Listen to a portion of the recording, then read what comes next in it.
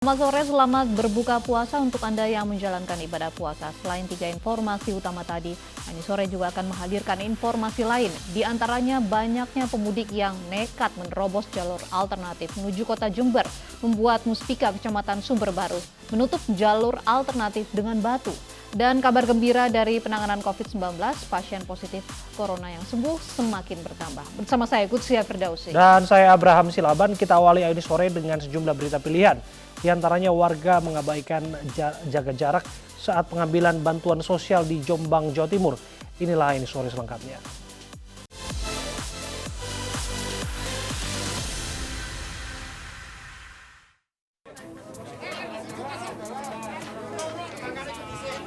Tanpa memperdulikan bahaya tertular virus corona, ratusan warga saling dorong dan berdesak-desakan saat antri pembagian bantuan langsung tunai di kantor desa Jombang, Kabupaten Jombang, Jawa Timur, Sabtu siang.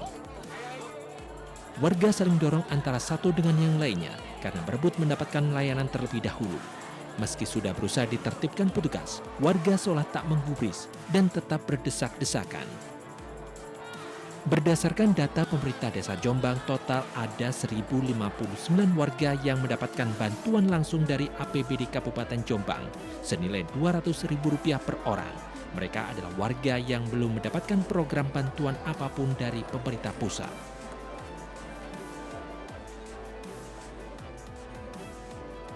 Di Kabupaten Kulon Progo, Yogyakarta, warga juga antri bantuan sosial tunai di Gedung Kesenian Kota Wates Sabtu siang dengan mengabaikan jaga jarak fisik.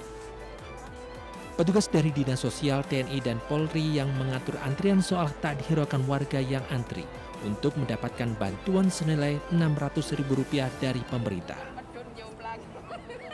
Sebenarnya takut, harusnya ya dikasih jarak lah mas. Kayak karena ininya juga baru pandemi kok. Tadi juga saya gimana caranya biar jaga jarak. Membludaknya antrian warga pada pembagian sosial tunai terjadi karena warga penerima bantuan mengabaikan undangan yang telah diberikan pada jam-jam tertentu. Penyaluran bantuan sosial tunai di Kulon Progo diberikan kepada 20.158 warga. Walaupun sudah diatur jaraknya dan undangannya itu sebetulnya sudah terbagi dalam jam-jam tertentu, tapi ternyata itu tidak dihiraukan oleh Bapak Ibu penua KPM karena mungkin keburu untuk menerima itu rencana, sehingga itu yang kita evaluasi untuk besok di Kapanewon, tetapi yakin bahwa semua itu sudah ada dananya. Ratusan warga Makassar, Sulawesi Selatan penerima bantuan paket sembako dari Presiden juga mengabaikan menjaga jarak fisik. Para penerima bantuan merupakan pekerja restoran, kafe, serta tempat hiburan yang tak lagi bekerja karena terdampak pandemi corona.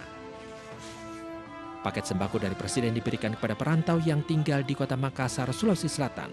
Setidaknya 700 paket sembako berisi beras, minyak goreng, gula pasir, serta kebutuhan pokok lainnya yang dibagikan kepada warga. Data penerima bantuan diperoleh dari penanggung jawab tempat penerima bantuan sebelumnya bekerja. Bisa banget, 2 bulan baru Pak.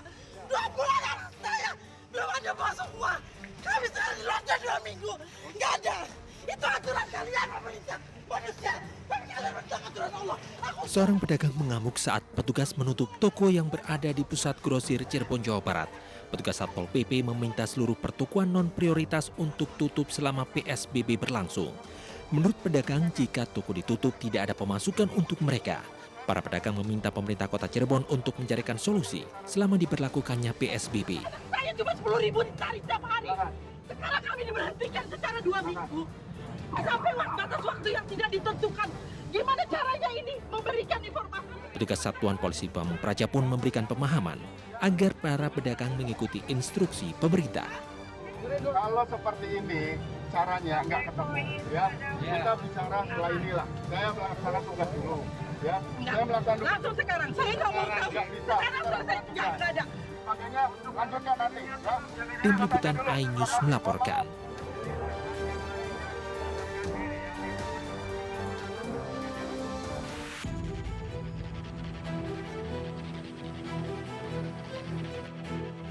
Dinas Perdagangan Kota Padang menutup pasar secara bertahap sejak Jumat siang untuk mengantisipasi penyebaran virus corona. Sebelumnya 36 pedagang yang positif COVID-19 kemudian bertambah jadi 39 dan kini sudah mencapai 44 orang. 3 orang diantaranya meninggal dunia. Dalam sehari ada 200 pedagang yang mengikuti tes swab. Bagi mereka yang hasilnya negatif boleh kembali membuka kedainya sementara yang positif ditutup. Kalau khusus pangan, bahan pokok itu betul-betul tidak ditutup. Tapi kalau yang non pangan maka ada keterbatasan. Maka inilah yang kita lakukan, yang 1.000 orang ini berasal dari non pangan, yang kemungkinan akan kita tutup secara total sambil mencek orang-orang yang diduga akan terkena. Pasar Raya Padang merupakan salah satu lokasi transmisi lokal penularan COVID-19. Namun persoalan yang dihadapi adanya pedagang yang enggan menjalani tes swab dengan berbagai alasan. Dari Padang, Sumatera Barat, Budi Sunandar, iNews melaporkan. Usia banget.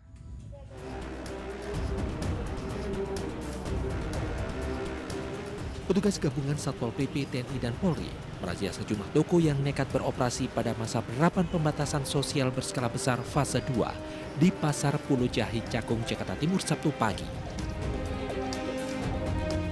Belasan toko yang kedapatan nekat beroperasi ditutup paksa dan disegel petugas. Penutupan yang dilakukan petugas membuat sejumlah pedagang hanya bisa pasrah. Kita nggak ada pemasukan, kita yang namanya kita dagang kayak gini, pemasukan kita yang di sini doang. Nggak mungkin ada yang lain kan, kalau kita tutup ya. Tapi kalau udah peraturan bersama sih ya gimana lagi. Tutup sementara, Pak. Di sini belum ada, baru sekarang. Oh gitu. Oh, tahu sih apanya. Harapan ini aja sebulannya nggak belum pelaris, satu juga. Sebulan nggak ada pelaris nih. Selain di Pasar Pulau Jahit, petugas juga merazia sejumlah toko di perkampungan industri kecil Penggilingan, Cakung, Jakarta Timur. Di tempat ini petugas juga menutup belasan toko yang kedapatan nekat beroperasi. Selain sanksi pencabutan izin usaha, para pedagang yang melanggar juga akan dikenakan sanksi justisi, tindak pidana ringan oleh Pengadilan Negeri Jakarta Timur. ketika orang belum diberikan peringatan, diperingati, tertulis. Setelah diperingati tertulis masih buka, disegel, tutup sementara. Ketika sudah diberikan segel tutup sementara dan di BAP tetap melaksanakan juga operasional usaha, kita ajukan usul untuk pencabutan izin usaha kalau dia memiliki. Kalau kemudian tidak, kita akan lanjutkan kepada justisi. Rencananya razia akan terus dilakukan setiap hari hingga para pedagang tertib dan tidak melanggar pemberlakuan PSBB. Dari Jakarta, Rio Manik, iNews melaporkan.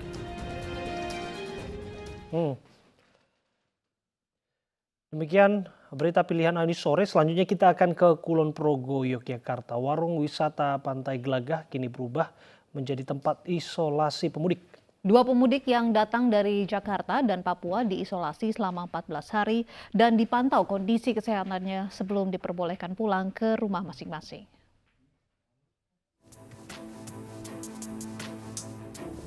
Warung wisata Pantai Glagah, Kapanewon Temon, Kabupaten Kulon Progo, Yogyakarta, kini diubah menjadi tempat isolasi para pemudik. Warung isolasi mandiri yang disediakan oleh Kelurahan Glagah ini berukuran 4x3 meter dan berdinding kayu serta atap asbes. Lokasinya berada di dekat muara Sungai Serang sekitar 200 meter dari bibir Pantai Glagah. 2 pemudik diisolasi di warung wisata Glagah ini dan dijaga oleh relawan tanggap COVID-19. Kedua pemudik ini datang dari Jakarta dan Papua. Pemudik asal Jakarta, Prasetyo, mengaku terpaksa pulang kampung karena tidak punya penghasilan setelah di-PHK dari tempat kerjanya. Kan niatnya pulang kampung pengen ketemu orang tua tapi harus diisolasi dulu 14 hari ya. Paling rasa kangennya belum ketemu. Dari jalan langsung sini ada yang mandu di pintu masuk itu ya. Ya. Terus kegiatannya apa saja Mas di sini Mas? Ya kayak pindah kosan. Relawan tanggap COVID-19 Kelurahan Glagah mengatakan pihaknya menyediakan 33 warung isolasi mandiri untuk menampung pemudik yang tiba di Kulon Progo sebelum kembali ke rumahnya. Untuk keperluan sehari-hari, pemudik yang diisolasi disiapkan oleh pemerintah desa. mereka datang dengan keadaan sehat semua. Jadi kemarin dari pihak puskesmas mengecek, tidak ada keluhan apapun, dan untuk pengukuran suhu dan lain-lain untuk kesehatan, alhamdulillah mereka masih tahap normal, jadi suhunya 36,6. Petugas Puskesmas Temon dan aparat setempat terus memantau kondisi kesehatan dua pemudik yang menjalani isolasi selama 14 hari sebelum diperbolehkan pulang ke rumah masing-masing. Dari Kabupaten Kulon Progo, Yogyakarta, Budi Utomo, iNews melaporkan. Berbeda dengan pemudik di Pantai Gelaga di Karanganyar, Jawa Tengah, pemudik justru ditempatkan di kawasan wisata yang asri. Para pemudik diisolasi di alam terbuka dengan tenda dan dipantau petugas selama 24 jam.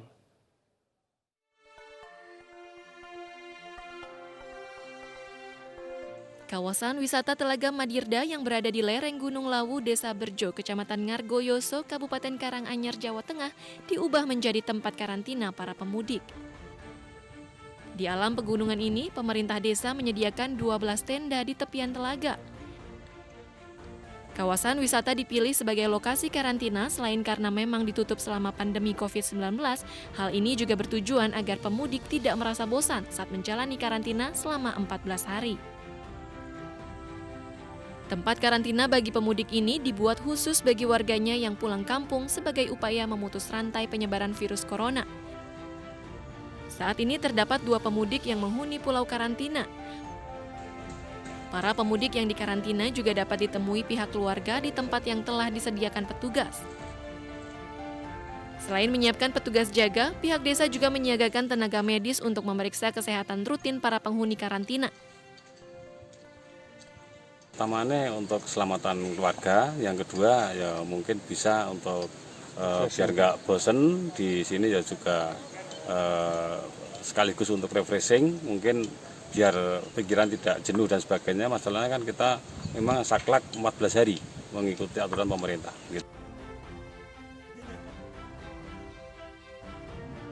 Sementara di Desa Serang, Kecamatan Karangreja, Kabupaten Purbalingga, Jawa Tengah juga menyediakan tempat karantina berupa tenda yang diperuntukkan bagi pemudik dan didirikan di lapangan perkemahan hutan pinus kawasan wisata Lembah Asri Serang. Kawasan wisata ini sengaja dipilih untuk tempat karantina karena berada jauh dari permukiman penduduk. Meski hanya berupa tenda, namun para pemudik tetap nyaman menjalani karantina selama 14 hari. Pasalnya di dalam tenda sudah dilengkapi kasur dan bantal. Selain itu, di sekitar tenda dilengkapi fasilitas seperti kamar mandi, listrik, makanan dan minuman, serta petugas yang berjaga selama 24 jam. 10 hari, Mas. Datang dari mana? Dari Jakarta. Lebih nyaman aja di sini. Alasannya kenapa? Soalnya saya suka dengan alam juga, Mas. Terus selain itu apa? Buat menjaga keluarga di rumah juga. Pihak desa sengaja menyiapkan tenda karantina untuk memudahkan tim gugus tugas mengawasi pemudik yang diisolasi dan untuk mencegah penyebaran virus corona. Tempat karantina di kawasan hutan pinus lereng Gunung Slamet ini dapat menampung sekitar 100 tenda. Saat ini, tenda-tenda telah dihuni 8 pemudik dari zona merah yang menjalani isolasi. Tim Liputan iNews melaporkan. Pemirsa, pasien positif corona di Indonesia kembali bertambah menjadi 13.645 orang. 2.607 diantaranya dinyatakan sembuh, sementara 959 pasien meninggal dunia. Kita telah melakukan pemeriksaan spesimen sebanyak 150.887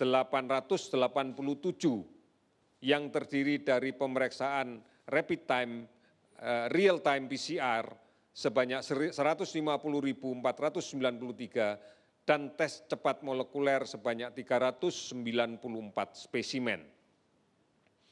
Jumlah kasus yang diperiksa adalah 108.699 orang. Hasil positif yang kita dapatkan sampai dengan pukul 12 tadi adalah pemeriksaan positif dengan real time PCR 13.543 orang dengan TCM sebanyak 102.000 orang. Totalnya adalah 13.645 orang. Pemeriksaan negatif total adalah 95.054 orang. Kasus ODP yang saat ini terakumulasi dalam catatan adalah sebanyak 246.847 orang, di mana sebagian besar adalah selesai dipantau. Kasus PDP 29.690 orang. Konfirmasi COVID-19 yang kita dapatkan sampai dengan saat ini adalah 13.645 orang. Kasus sembuh 2.607 orang. Kasus meninggal 959 orang. 370 kabupaten kota telah terdampak di 34 provinsi. Oleh karena itu, saudara-saudara sekalian, gambaran inilah yang kemudian menjadi poin untuk kita bisa melihat seberapa disiplin kita mematuhi untuk menjaga jarak, tetap di rumah, kemudian mencuci tangan dengan menggunakan sabun dan menggunakan masker. Inilah yang kemudian menjadi ukuran, karena inilah cara kita mengendalikan. Apa yang membuat angka penambahan kasus baru virus corona masih tinggi? Apakah benar salah satunya karena warga tidak patuh akan jaga jarak fisik dan sosial? Kami akan membahasnya bersama ahli epidemiologi UI, Dr. Pandu Riono. Selamat sore, Pak Pandu. Selamat sore, Mbak. Pak Pandu, selain yang menggembirakan karena tingginya jumlah pasien sembuh, namun jumlah kasus baru juga masih tinggi. Apa yang membuat kasus ini, terutama kasus positif baru, masih tinggi, Pak? Bahkan hari ini bertambah 533.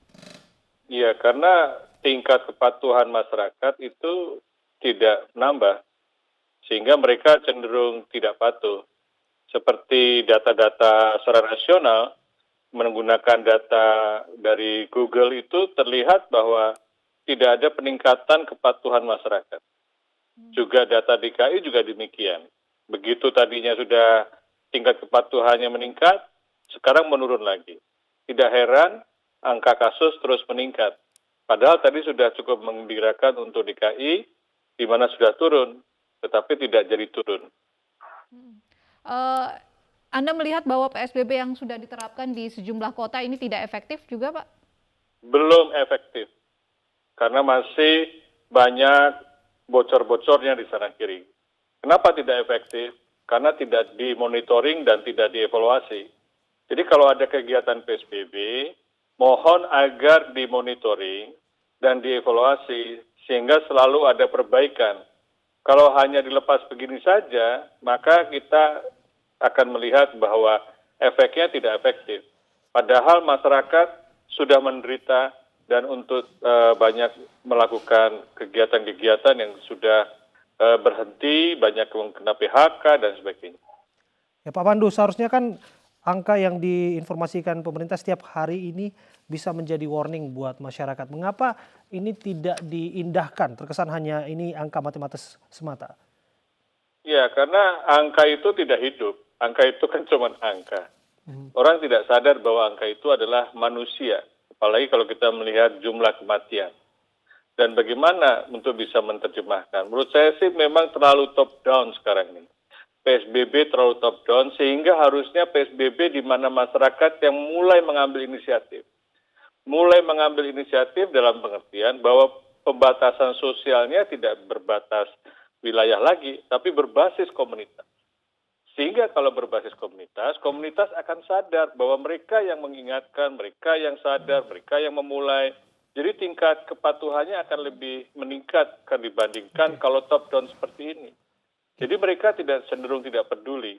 Oke, berapa besar peluang ini bisa dijalankan? Sistem bottom up ini berbasis komunitas, menjaga jarak fisik dan sebagainya. Saya kira cukup besar karena masyarakat Indonesia itu sudah berkali-kali mengalami bencana banjir, bencana gunung berapi, bencana tsunami dan banyak sekali karena daerah kita kan daerah bencana. Dan kita melihat bahwa resilient di masyarakat itu tinggi, solidaritas tinggi. Kalau mereka diajak dari awal, sayangnya tidak diajak dari awal, dilupakan bahkan.